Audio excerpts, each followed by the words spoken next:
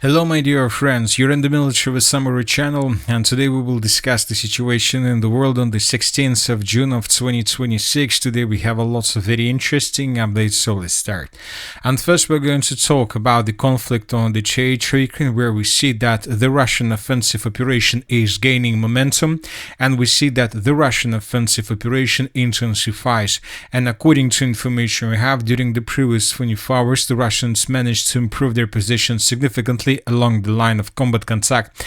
And first let's talk about the most important directions, and first let's talk about the Dobropillia area, where the Russians improved their position significantly around the settlement by the name of Bilyi. During the previous 24 hours, the Minister of Defense of the Russian Federation stated that as a result of clashes, the Russians improved their position significantly through this area and the Russians captured the settlement of Novyi Donbas.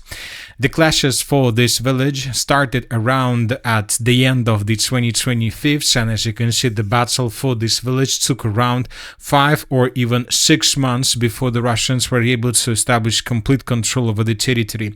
And currently the distance between edge positions of the armed force of the Russian Federation and the city of Dobropillia is already less than 3 kilometers. The Russians are getting closer and closer to the settlement of Dobropillia, but as of the current situation, the movement in the direction of the city of Dobropillia is not the primary target for Russians. Now the Russians are tasked just with one thing: to encircle the settlement of Bilyi.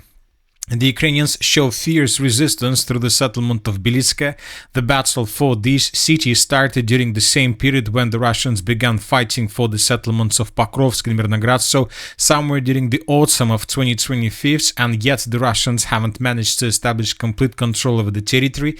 And the problem is that the Ukrainians still have possibilities to supply the contingent of the territory of the city of Bilyi through the villages to the south of the settlement of Dobropillia.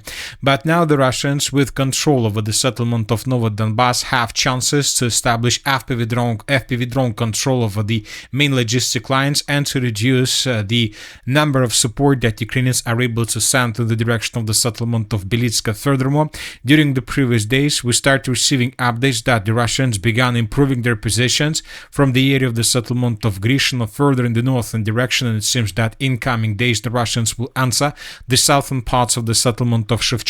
This village is also very important because we still have reports that Ukrainians have positions through the territory of the Rodinska mine, which is located to the west of the settlement of Rodinska. So if Russians are able to answer the settlement of Shevchenko from the south, then the Russians would be able to cut supply and support of this territory. This will allow the Russians to maintain the lines and to begin offensive operation and to begin the major offensive operation in the direction of all these villages to the south of the settlement of Dobropillia. And this territory is a very important territory because if Russians are able to break through defenses of the armed forces of Ukraine through these villages, then the battle for the city of Dobropillia begins, and most likely the Russians will continue offensive operation in this area. But once again, first of all, the Russians will try to take under complete control the settlement of Bilyi. As of the end of the 16th of June of 2026, we have reports that the Russians control somewhere between 5 and 10% of the settlement, but most likely from now on the territories, the Russians will improve their position. They will begin improving their position significantly. Now let's move to the second important area, and we are going to talk about the Druzhkivka. According to information we have, during the previous 24 hours, the Russians managed to improve their positions both through the southwestern and the southeastern flanks. As of the settlement of Druzhkivka itself, the Russians began reducing the city to ruins, trying to damage and destroy as many as possible the Ukrainian strongholds in this area. The Russians improved their positions through the southwestern parts of the Druzhkivka direction, and these are the changes on the ground between the dates. So this is the end of the 15th of June of 2026, and this is the end of the 16th of June of 2026. The Russians are moving along the western and the eastern bank of the river of Kostiantynivka. As for the western bank, the Russians are moving along the river, and currently the clashes are taking place for this stronghold to the southwest of the settlement of Krasny Kut. As for the eastern bank of the river, the Russians are moving through the fields, and most likely Konstantinivka, the Russians are planning to attack in the direction of the settlement of Raiska with the purpose to cut logistics in the direction of the settlement of Nikolapolia. I would like to remind you that just yesterday Russians reported that as the result of clashes they established complete control over the settlement of Dovha Balka, and we have a video with dozens of flags that were raised by Russians through the entire Kostiantynivka direction. And now with the fall of the settlement of Dovha Balka Rizkishne, the Russians would try to continue offensive operation in the direction of Nikolapolia, but now the Russians are tasked to cut the logistics before the battle for this village begins, and most likely the battle is going to start very soon. The distance between the edge positions of Russians in the southwestern direction from the settlement of Druzhkivka to the settlement of Druzhkivka itself is less than 8 kilometers, and the Russians continue advancing. As for the southeastern direction, as for the city of Kostiantynivka, during the previous 24 hours, the Russians improved their position significantly. First of all, another day brought us another video with Russian flags raised through the city. Today, the group of forces south published another video where we can see at least 3 new flags raised through the city of Kostiantynivka, and all these episodes with Russian flags were recorded through the settlement and were geolocated. One of these flags was raised through this territory in the area of the northern Kostiantynivka citadel, in the area of the central market. Another flag was raised through the central part of the city on the territory of the Kostiantynivka chemical plant, and the third flag was raised through the most southern parts of the settlement.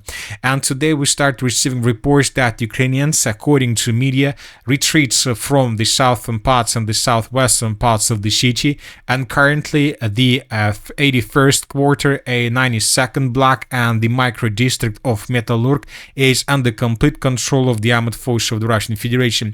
If this information is correct, then most likely tomorrow or the day after tomorrow, the Minister of Defense of the Russian Federation and the group of forces south will publish additional video about the flags raised through this part of the city. So now, according to different sources, the Ukrainians control just 2 micro-districts, the micro-district of Chervony and the micro-district of Novoselovka. But most likely due to this configuration of the front line and due to the situation that the Russians continue improving their positions through these micro-districts, we believe that most likely in 4 or 5 days the settlement of Kostiantynivka will fall completely in Russia's hands, and then the battle for the settlement of Alexeyevka Druzhkivka begins. And the most important thing, we believe that the Russians are tasked not just to establish complete control over the city of Kostiantynivka. We believe that Russians are tasked to break through Ukraine's defenses in this area and to take the settlement of Alexeyevka Druzhkivka as fast as possible. Because if the Russians are able to take this settlement as fast as possible, then of course this is going to be the biggest media defeat for Zelensky and for Commander-in-Chief of the Armed Forces of Ukraine, Syrsky, and this situation can lead to replacement of the Commander-in-Chief. But if it happens during the battle for the Druzhkivka-Slaviansk agglomeration, this can lead to entire collapse of this defense of the armed forces of Ukraine through the rest of the Donetsk region. So the battle for the settlement of Druzhkivka begins, and this is one of the most important battles of the special military operation. Another important area is the northern Slaviansk direction, where the Russians improved their position significantly. First of all, the Russians are about to finish the battle for the pocket to the east of the Seversky Donetsk-Donbas canal. Right before we started making this video, pro-Russian sources published a video with dozens of flags raised through these territories. So basically tomorrow, before the next update, we will adjust these territories, we will add flags through this area, and we will discuss the situation in this region. The Russians reported that this small village, this is a small Piskunovka village, was captured by Russians, and up to 3 or 4 flags were raised through this territory. But this report was published just before I started making this video, so we haven't added this video to the map and these geolocations. We will do this during the next hours, but one thing is clear, that the battle for this pocket is finishing. Furthermore, the Russians managed to deal significant damage to this territory and this is the bridge. This is the logistic line that connects the city of Slaviansk with the city of Nikolaevka. And this video was published by pro-Ukrainian sources, and here we can see how Ukrainian soldiers were moving through this area. And here we can see that the main logistic lines were completely destroyed, and now the logistics in this area is very difficult. The Russians haven't managed to destroy the logistic completely, but now it needs more forces to rotate soldiers and to supply and support contingent to the east of the Seversky Donetsk-Donbas canal. All these updates tell us just about one thing, that the next village is the village of Alexandrovka. Probably 1 or 2 weeks and the settlement would be taken by Russians. Then it would take probably 3 or 4 weeks before the Russians finish the battle for the settlement of Nikolaevka, and probably somewhere by the end of July, somewhere at the beginning of August of 2026, the Russians would enter the eastern parts of the city of Slaviansk, and the battle for the Donbas Arc operation will begin. At the same time, the Russians continue improving their positions through the city of Lyman. During the previous 24 hours, the map, as you can see, has been adjusted significantly. This is the situation by the end of the 14th of June of 2026. This is the end of the 15th of June, and this is the end of the 16th of June of 2026. We have a video where we can see Russian soldiers moving through the settlement of Lyman through its eastern part. We have an episode where we can see a Russian soldier that was waving with the Russian flag in the most northern parts of the settlement, and we have a video published by pro-Ukrainian sources, and here we can see how Ukrainians were attacking positions of the armed force of the Russian Federation. Basically, in the central part of the city of Kostiantynivka, the author of this video claimed that the Ukrainians attacked a temporary deployment point of the armed force of the Russian Federation on the territory of this building. As a result of attack with FPV drone, this building was reduced to ruins. Based on this video, we have adjusted the map. So as we can see, the city of Lyman was cut into several pieces. The most eastern part, so this is the first microdisc, the first block of defense, the central part and the southwestern part. So there are 3 pieces, 3 small pieces of the city of Lyman, and now the Russians will handle with every single piece separately. But one thing is clear, that probably within the next 10-20 days the Russians will finish the battle for the city of Lyman, and the Russians will continue advancing further towards the river of Seversky Donetsk with the purpose to cross the river and to enter the most northern parts of the city of Slaviansk, and the battle for the Slaviansk will begin.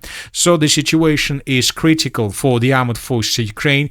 The Ukrainians right now are trying to counterattack through other directions. We continue receiving reports about counterattacks of the armed forces of Ukraine through the Dnipropetrovsk direction. We continue receiving updates about counterattack through the northern Zaporozhye direction. We continue receiving reports about counterattacks through the central, through the south and Kupiansk or the Barova direction, but due to all these reports, we still haven't received anything that can confirm that indeed the Ukrainians are counterattacking through these territories. Probably one can say that these are just media counterattacks, just with the purpose to show that the situation is stable, but the Russian videos show that probably this is not the reality. Now let's move further and let's discuss the situation through the Kupiansk direction. During the previous 12 hours, additional changes on the ground were recorded. These are the changes between the 14th and the 16th of June of 2026. The Russians are about to establish complete control through the northern Kupiansk direction, and probably, not just probably, but most likely the Russians will cross the river of Oskol through the Kupiansk direction from the city of Kupiansk till the settlement of Sinkova. Most likely the Russians would do this, and of course if Russians cross the river of Oskol from this area, and if the group of forces west continue their offensive operation further in the western direction, then most likely the Russians will be able to re-establish complete control over the settlement of Izum.